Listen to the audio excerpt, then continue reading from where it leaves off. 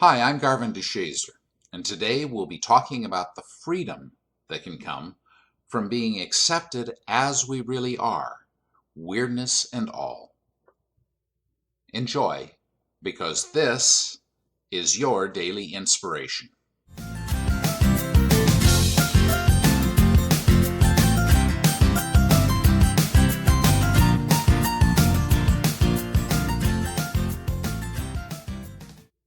You are just really weird.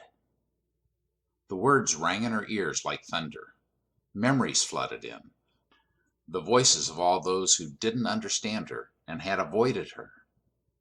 She'd spent her entire life lost and miserable, wandering homeless from trailer to trailer, wanted by no one, completely alone in the world, and largely because she was, well, weird.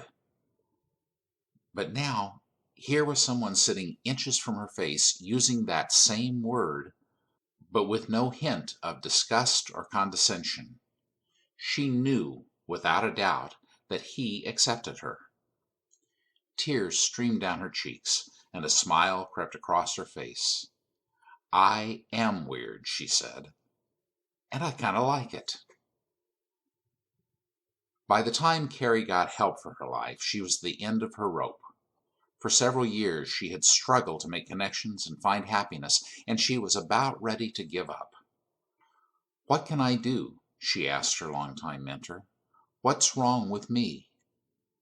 Having known her for years, he was ready with an answer. "Listen to me slowly," he said gently. "You are just really weird."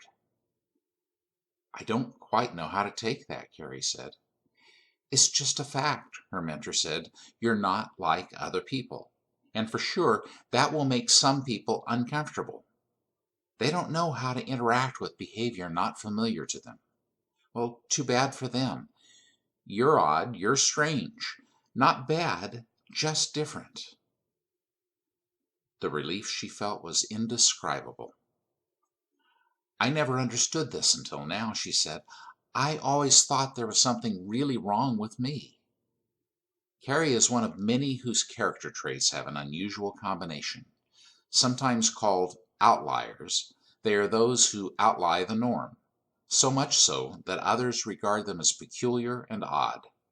They're the ones found sitting alone at lunch, or reading a book at recess, the ones no one seems to know what to do with. They're also the ones most likely to contribute to the world, and even to win Nobel Prizes. In Malcolm Gladwell's book, Outliers, he argues that many of history's greatest inventors have been odd. They had to be, to think outside the box and do something different. Take the case of inventor, lecturer Temple Grandin, one few would deny was a weird kid. She often rocked to calm herself, retreated at loud noises, and preferred a squeeze machine over a hug from a person. Yet she has a rare visual mind, a gift she used to invent a more humane handling system for cattle and to lecture worldwide on animal husbandry and autism. John Nash was another famous outlier. Considered bizarre, he often rode his bicycle in figure eights on the university's quad, repeatedly whistling the same Bach fugue.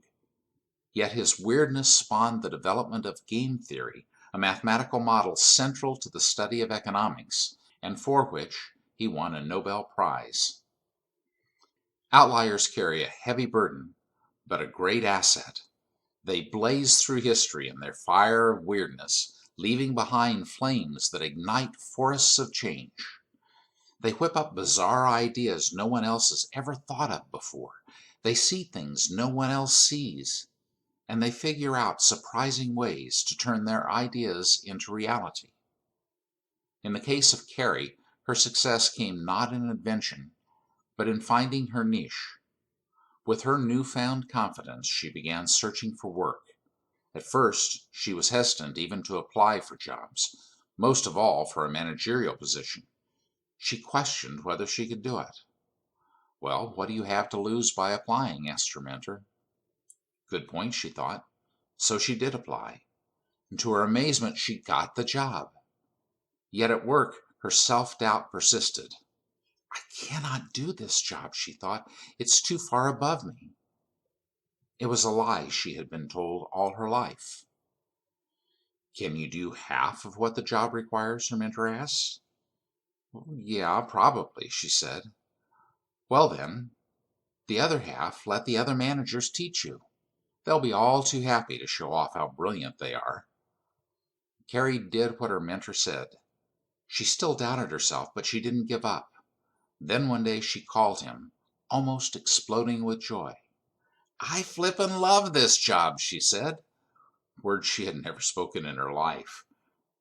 "It's hard, but I love this." She paused. "Oh, and did I mention I really love this job? I feel like I'm growing up. I feel like I've finally found a place where who I am is being put to use, and I'm loving it. Like today, I saw myself being demanding and pushing, earning praise, and also having moments of honestly loving and teaching. I loved having a meeting with the board of directors. I just trusted and opened my brain to think of ways we could help everybody achieve their goals instead of protecting my own interests." Carrie's success was a far cry from the woman who had wandered lost and alone in the world. We're all weird in some way. Most of us spend our lives trying to change that or hide it. We feel that something is wrong with us or defective. It's a message screamed by the people who couldn't love us. But here's a new idea. There's nothing wrong with us. Rather than hide our weirdness or feel ashamed of it, we can choose to embrace it, revel in it. It is, after all, our weirdness that allows us to forge new paths, find our niche, and produce the kind of creative thinking that sometimes wins Nobel Prizes. And then we will find people who accept us, weirdness and all. What oddities do you harbor in you that are hiding behind a wall of shame or a desire to conform? What possibilities could reveal themselves if you relinquished that shame and embraced your eccentricities instead?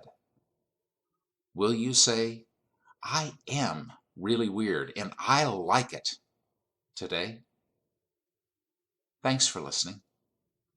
May your day be filled with love, laughter, and joy. Bye for now.